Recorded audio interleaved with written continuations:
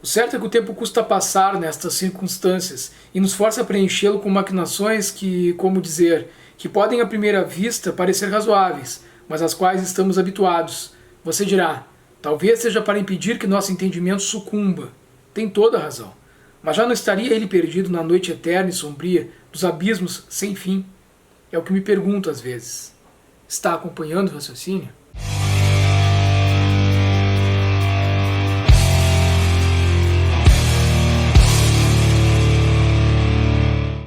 Nada a fazer a não ser conversarmos hoje a respeito de Esperando Godot, peça de teatro de um dos autores mais conhecidos, mais influentes, mais aclamados do século XX, que é o irlandês Samuel Beckett. Aqui nós temos uma peça de teatro onde o absurdo, a teoria do absurdo, se coloca mais uma vez, e mais uma vez eu fui fisgado por Samuel Beckett. Falo mais uma vez porque comecei a leitura da obra deste autor a partir de Molloy. Tem um vídeo aqui no canal, na parceria com a Aritana Becker, que é uma das incentivadoras desse projeto, nossa amiga, já participou mais de uma vez aqui comigo, e ela que me introduziu na obra de Samuel Beckett, me indicando começar por Molloy. Eu tinha aqui também o Esperando Godot e acabei deixando o Esperando Godot para uma segunda oportunidade, leitura essa que fiz agora, e nós vamos conversar hoje. Mas quero dizer para vocês que tem um vídeo desse bate-papo muito legal em formato de resenha com a Aritana aqui no canal, vou deixar o link na descrição, e eu tenho aqui já o Malone Morre, e recentemente, até que enfim, chegou também o Inominável.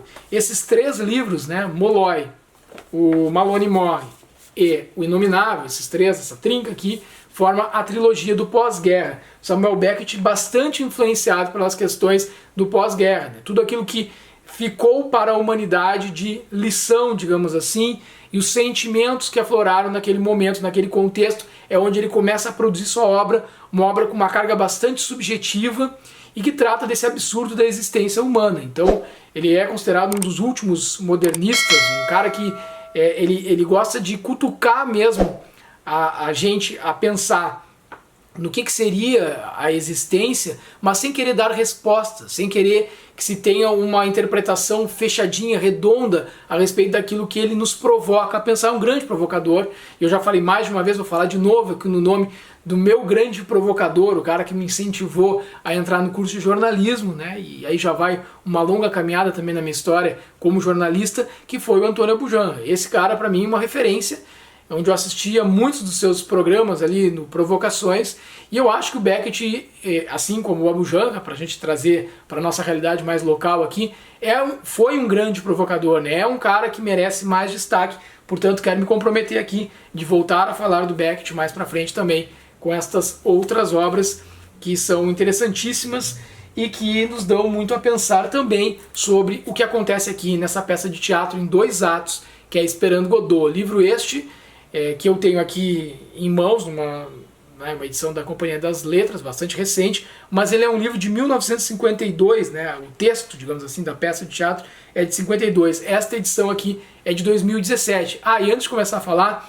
dizer que eu vou deixar na descrição também, além desse bate-papo, da resenha de Molloy com a Aritana, eu vou deixar um link de um filme que eu vi aqui no YouTube, uma adaptação da obra do Beckett, de 2001. Eu acompanhei esse vídeo, achei bastante fidedigna a obra, é do cineasta, o diretor, é o Lindsay Hogg, é Michael Lindsay Hogg, se não estou enganado, que vai dirigir essa obra em 2021, e aí tem como a gente assistir gratuitamente no YouTube, então já fica essa dica também para que vocês, eu diria assim, assistam o filme depois de lerem o livro. E eu quero te dizer o quanto essa obra me marcou. É sim, já posso dizer, a melhor leitura que eu fiz no ano de 2023 e me surpreendeu bastante. Não que eu não tenha gostado de Molloy, eu gostei. Quem viu o vídeo da minha conversa com a Aritana viu o quanto eu fui fisgado mesmo pelas questões que o Beckett acaba colocando pra gente. Mas é que aqui a gente vai de uma ideia de algo que parece ser bastante simples, que é a espera, essa discussão da espera. 2 personagens, Vladimir e Stragon, que estariam esperando Godot. Quem é Godot? É a primeira questão. Estão esperando esse cara.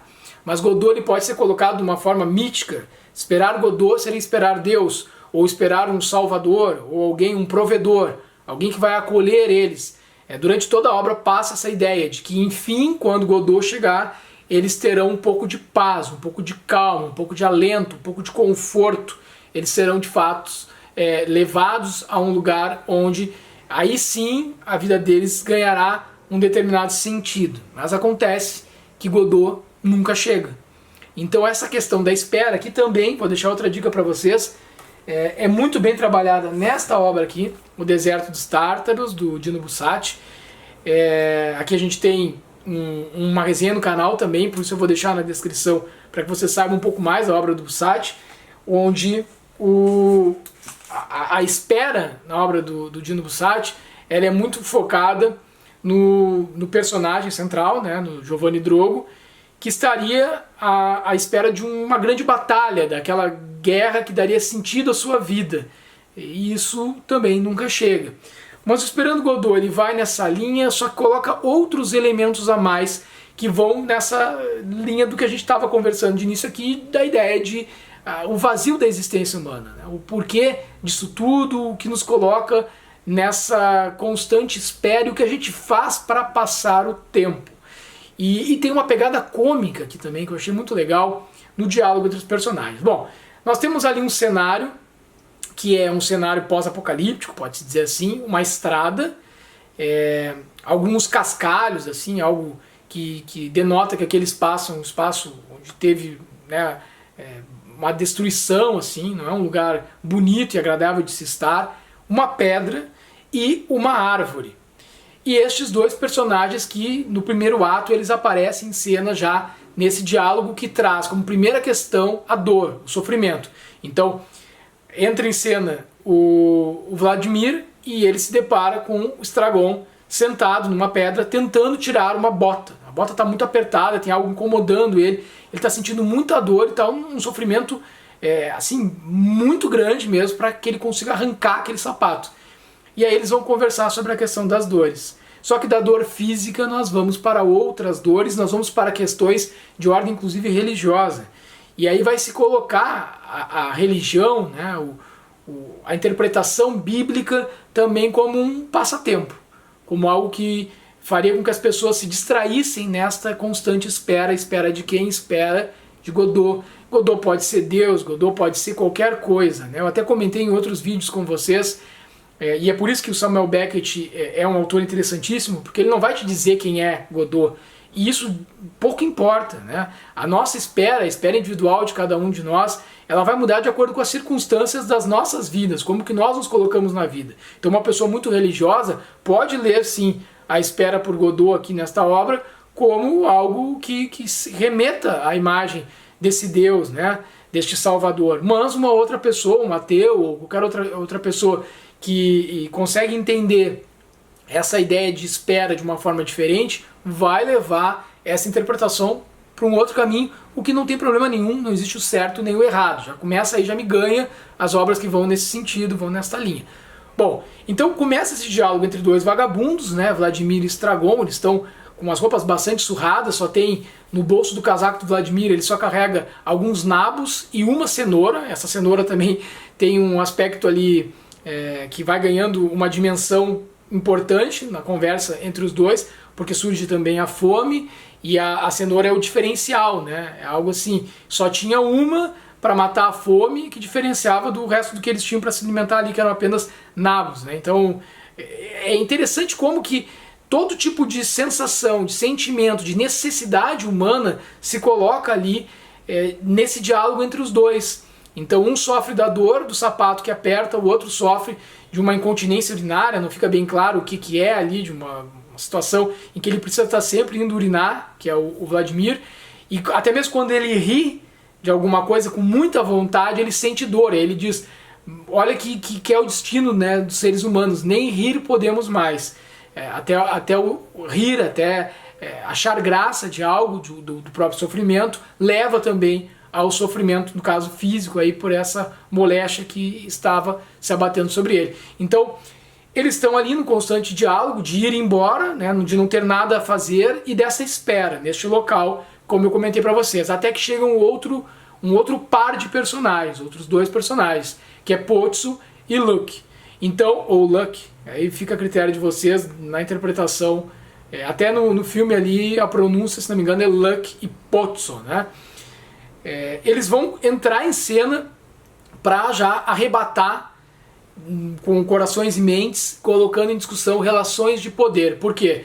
Porque Pozzo é um senhor, é o cara que se diz dono daquele lugar ali onde eles estão esperando, de todas aquelas terras, e Luke é o seu servo, o seu escravo. E ele vem carregando uma quantidade significativa de malas, um banquinho, enquanto Pozzo só carrega a corda que vai presa no pescoço do Luke e um chicote. E aí eles chegam e Pozzo quer começar a conversar com aquelas duas pessoas que estão ali, até se esconderam para não serem vistos, mas acabam sendo descobertos quando eles ouvem algum barulho, gritos. Eles até supõem que poderia ser Godot, mas aí eles já questionam de imediato, assim, né? Quem é você? Você é Godot? Ele, não, sou Pozzo. E aí eles começam a mexer, Bozo? Não, Pozzo. E aí vai ficando esse diálogo, assim, cômico também, até que ele diz que ele não está acostumado a ter muito contato com as pessoas, o Pozzo, assim, seus semelhantes, e ele decide que ele vai ficar um pouco ali, vai comer um frango que ele traz numa cesta e vai descansar um pouco, sentar no banco para dialogar com seus iguais, né, que não são tão iguais assim, exatamente por essa questão do poder também econômico, né, das posses, do fato de que ele tem alimento, os outros estão ali se matando para comer nabos e uma cenoura, e além da fome, da dor, do sofrimento, das vestes rasgadas, esse contraste fica muito grande entre Pozzo e esses dois amigos vagabundos, Stragon e Vladimir. E eles vão começar a se questionar por que Luke não reage, se ele parece muito mais vigoroso que Pozzo. Ele aceita ser subjugado, até que há uma tentativa por parte do Stragon de auxiliar ele de alguma forma, e ele acaba sendo atingido, agredido pelo Luke. E aí uma outra questão se faz na obra, né? Até que ponto as pessoas que estão sendo escravizadas, elas querem de fato serem ajudadas? E essa questão também da relação de poder, de quem manda, de quem obedece, né, manda quem pode, obedece quem tem juízo, se ao fato de alguém que está sendo escravizado, ou ser o trabalhador, né, subjugado pelo seu patrão, pelo seu chefe, essas relações de poder, como é que se dá isso no sentido de que se a pessoa acaba deixando a sua vida se levar de uma forma automatizada, ou ela é capaz de refletir, ou se até para pensar ela precisa de uma ordem. Agora pensa, mas pensa por quê? Porque se tu pensares, vai ser bom para mim que sou o teu senhor, para mim que estou tendo alguma vantagem com relação a essa tua possibilidade de pensar. Então eu vou usar as tuas ideias, vou usar o teu pensamento, mas a meu favor. Então são muitas questões que vão aparecendo já de início, tá? Isso aí é só o primeiro ato dessa peça de teatro. Nós teremos um segundo ato.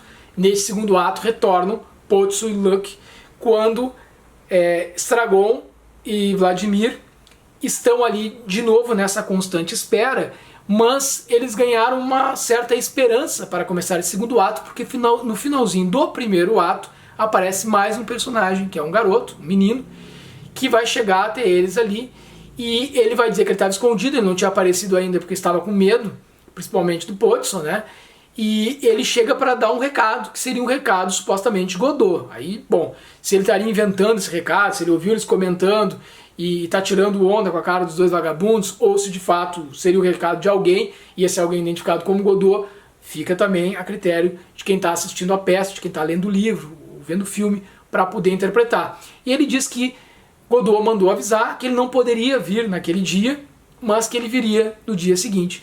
E aí tem essa sucessão de dias e essa relação com o tempo que é bárbara também, né? Essa espera, ela é constante, ela passa horas, ela passa dias, e o menino traz esse recado, renova essa esperança para que, bom, se hoje o dia acabou, e esse dia ele também tem algo a nos ensinar, ele começa com o nascer do sol, e ele só termina quando chega a escuridão, quando chega a noite. Então isso se repete. Não teria por que nós, seres humanos, ficarmos ansiosos com nada. Simplesmente nós deveríamos ter esse entendimento de que as coisas se repetem, então não tem por que gerar essa ânsia por algo que pode vir a acontecer. Simplesmente temos que aceitar que as coisas serão assim. Não vai ter nada de diferente amanhã daquilo que já aconteceu ontem, ou que pode acontecer ali adiante. sempre que começa o diálogo, seja no primeiro ato quanto no segundo, entre Vladimir e Estragon, há uma relação de afeto, também de cuidado mútuo, onde Vladimir parece o mais, não o mais velho, mas o mais sensato em alguns pontos, não em todos, mas ele como um cuidador de Estragon. Estragon fica numa posição assim de que ele estaria sendo cuidado pelo Vladimir. Ele coloca muito isso, porque sempre no início do primeiro e do segundo ato, quando eles se reencontram, eles não passam a noite juntos, vem o questionamento se alguém bateu nele, né? Se ele apanhou de novo. E aí sempre a questão de se são os mesmos. E eles não têm uma boa memória, nenhum personagem tem boa memória. Então o Estragon não consegue dizer se são os mesmos. E também, tanto faz, o fato é que ele sempre apanha. E aí vem o questionamento, mas apanhou por quê? Então a gente vive apanhando na vida, né? Sempre uma queda, outra queda, ou pancadas de alguém que vem a nos agredir. Essas pancadas podem ser físicas, tá, gente, assim, mas essas pancadas também podem ser a violência psicológica, né? Então tem esse elemento também muito forte aqui. E é sempre essa retomada, né, de que as dores do mundo, as dores da existência, as dores com as quais nós vamos nos defrontar, inevitavelmente elas vão aparecendo e elas retornam. E aí vem a questão do esquecimento. Por que esquecemos? É algo que é involuntário? É algo que faz parte da nossa condição humana? Ou é algo que chega a ser até um subterfúgio, né? Uma tentativa nossa de esquecer aquilo que nos faz sofrer? Então, neste segundo ato, embora tente se rememorar o que se passou no dia anterior, e esse dia anterior também eles ficavam na dúvida se já não conheciam Pozzo e Luke quando eles chegaram. Depois que eles vão embora, fica no ar isso, fica esse diálogo até entre Estragon e Vladimir, mas a gente já não conhecia eles, né? E aí no segundo ato eles retornam, só que aí tem uma situação interessante que quando eles voltam para o segundo ato, esses outros dois personagens, tanto o servo quanto o seu senhor, eles têm algo de diferente do que a condição física e psicológica deles no primeiro ato, que é o fato de que Pozzo estaria cego e Luck estaria mudo. Então, com um mudo guiando um cego, certo? Por essas terras e estradas da vida, enfim. E eles caem, né? Logo que eles chegam nesse segundo ato, eles estão caídos ali, eles caem e não conseguem se levantar. E para que eles se levantem, eles precisam de ajuda. E essa ajuda, quem dará a eles, só pode ser então os dois vagabundos, né? Estragon e Vladimir, que ao tentar ajudá-los também acabam caindo, e aí então vai ter uma situação de que como é que eles vão fazer para sair todos daquela condição ali de que eles foram ao chão, de que eles caíram, né? Essa força de levantar, esse porquê de levantar toda vez que caímos e o porquê caímos.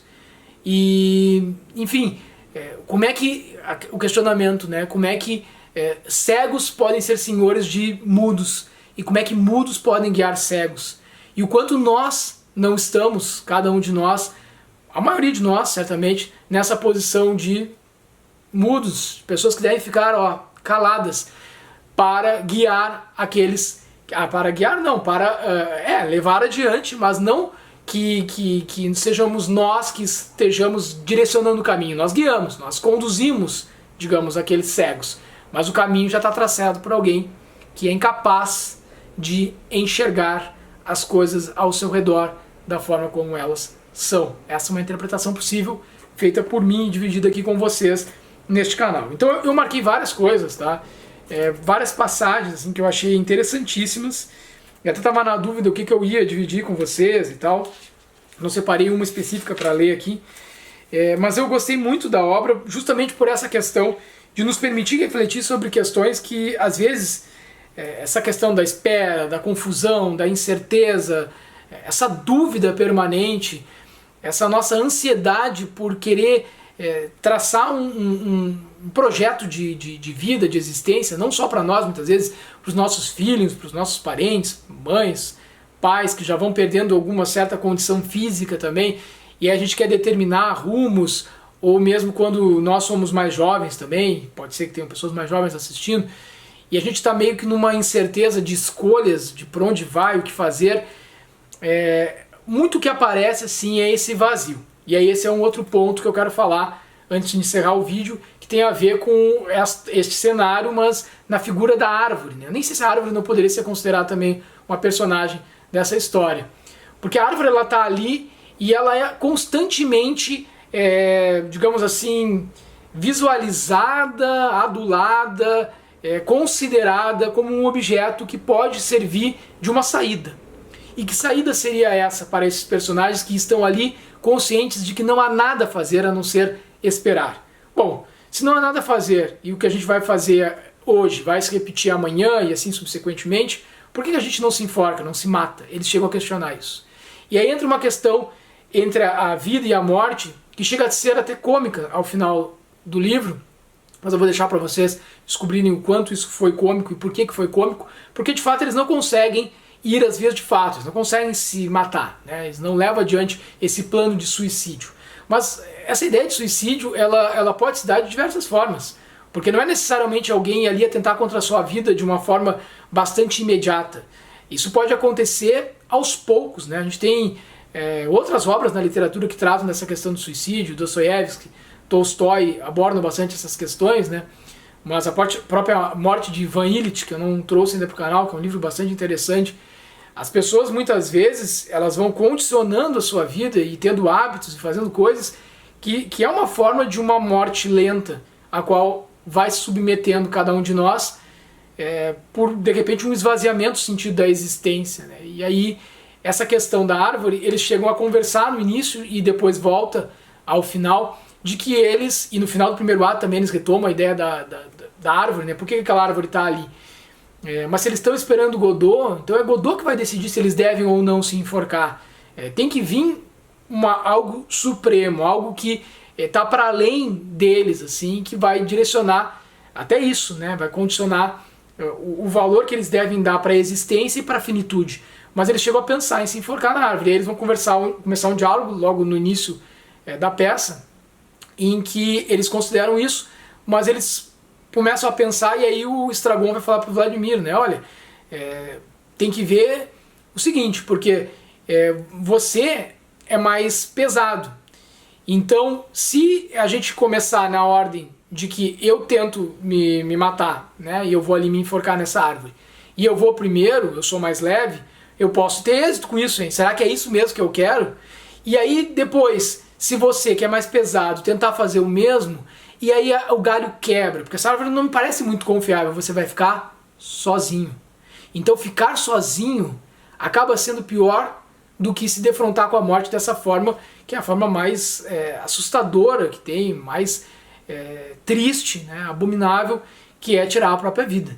E aí ele coloca então essa questão, mas ele trabalha uma questão que é extremamente pesada, forte, e que precisa ser bastante discutida, até para que a gente possa superar índices que a gente vem vendo cada vez mais de pessoas que atentam contra a própria vida, né, o que é algo terrível, algo bárbaro, e que tem muito a ver também com a situação do contexto em que a gente vive hoje, o esvaziamento dos valores, do sentido da vida, e isso precisa ser bastante problematizado e pensado do ponto de vista filosófico, espiritual, seja como for, mas tem que ser tratado isso, tem que ser conversado a respeito disso, não pode deixar isso ali embaixo do tapete, porque essas questões recorrentemente voltam, e é por isso que a literatura trata tanto também da questão do suicídio. Mas é impressionante como ele trata de algo tão sério, mas ele coloca uma carga de humor que faz refletir sobre algo que é, no final das contas, filosófico e também existencial. Ou seja, muitas vezes a gente decide algo, mas essa nossa decisão, se ela não for bem pormenorizada, pode nos levar a algo que seria o pior da existência, que não é nem a finitude, porque, enfim, a morte virá, né, um dia, e nós não sabemos quando, e isso é também colocado aqui na questão da relação do tempo, né? Tanto faz o dia que é hoje, ou que se perdeu a visão, tanto faz o dia em que se ficou mudo, o dia em si não é tanto a questão, e sim que o dia chegará, um dia chega para todos nós da finitude ou de alguma adversidade que vai se colocar. A forma como nós vamos lidar com isso é que diz mais a respeito de nós e do próprio significado que nós atribuímos à existência humana. Então, é muito legal ali nessa relação do pensar do que fazer naquele ambiente onde só tem a pedra, os sofrimentos que são os nossos sofrimentos. Então a gente sai de um lugar que é um espaço que não é, dito ali quando né, em que momento histórico está acontecendo aquilo ali, nem por que eles estão naquela condição. O cenário ele pode ser transposto para qualquer lugar, para qualquer momento e para um diálogo entre qualquer um de nós. Por exemplo, aqui neste vídeo poderíamos estar nós esperando Godot, conversando sobre esta peça de teatro, dialogando eu aqui, vocês daí, nos comentários ou nas reflexões que estão fazendo a respeito do que eu estou dizendo aqui, nessa nossa permanente espera, a espera por algo ou por alguma coisa, e como que nós vamos lidar com isso, né? Com essa verdade absoluta de que a única certeza que temos é que aqui estamos, que a vida ela é uma realidade, assim da mesma forma que é a finitude, e que isso certamente vai se dar com cada um de nós em algum momento também, e não há nada a fazer em relação a isso. Gente, é isso. Não tem nada mais que vocês possam fazer. Apenas fazer a leitura de Esperando Godot, de Samuel Beckett. Essa é a dica do Sujeito Literário de hoje. Um grande abraço, até a próxima. Tchau, tchau.